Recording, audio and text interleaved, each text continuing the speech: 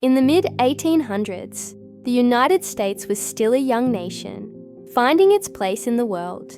Across the Atlantic, in France, a historian and political thinker named Édouard de La Boulaye admired America's fight for independence. He often spoke about freedom and democracy, and one day, he proposed a bold idea: to create a monument that would symbolize liberty itself.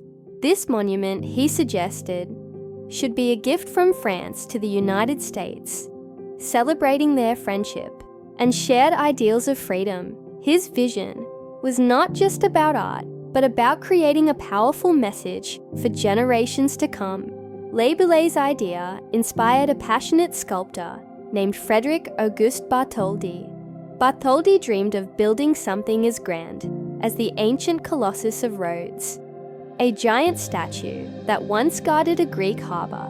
He imagined a female figure, tall, strong, and graceful, holding a torch high in the air to light the path of freedom. In her other hand, she would carry a tablet engraved with America's date of independence, July 4th, 1776. The statue would not only be a gift, but also a symbol that would connect the two nations through history, ideals, and art. Bartholdi began working on the statue in the 1870s. His design called for a structure taller than any statue the world had seen before. To create Liberty's face, Bartholdi used his own mother as inspiration, giving the statue a strong and dignified look. But this was no ordinary sculpture. It had to survive weather, time, and height. Bartholdi turned to a brilliant engineer, Gustave Eiffel, who would later build the Eiffel Tower, to design the internal framework. Eiffel's design used iron beams and a flexible structure, so the statue could withstand strong winds and storms.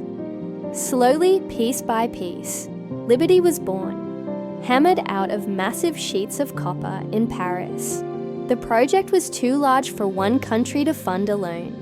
France promised to build the statue, while America would build the pedestal.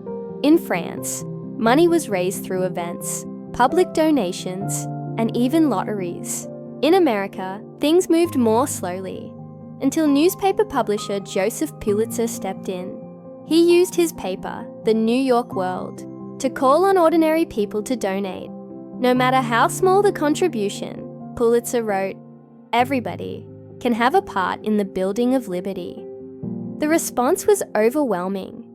School children sent pennies, workers sent wages, and little by little, America raised enough money. This made the statue a monument truly built by the people. By 1884, the statue was completed in Paris. It stood proudly in a French courtyard, where thousands came to admire it. But soon, the giant figure was carefully taken apart into 350 separate pieces and packed into crates. These crates were loaded onto the French ship Isère, which sailed across the Atlantic.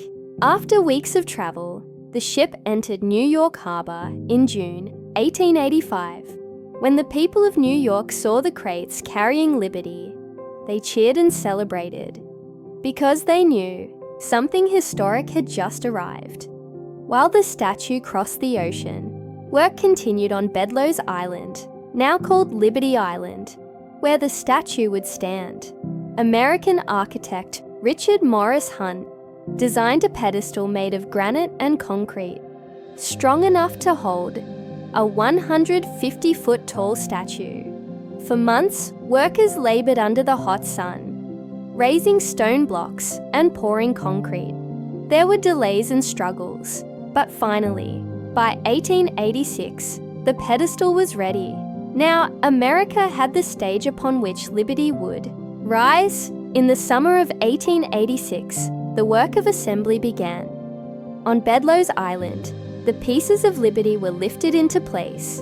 Workers hammered the copper sheets into Eiffel's iron framework, carefully reconstructing Bartholdi's masterpiece. For weeks, New Yorkers watched from afar as the statue slowly grew taller, Piece by piece, finally, Lady Liberty stood complete, torch raised high, crown shining with 7 rays, her gaze fixed firmly toward the horizon. She was unlike anything the world had ever seen. October 28, 1886, became a day of history.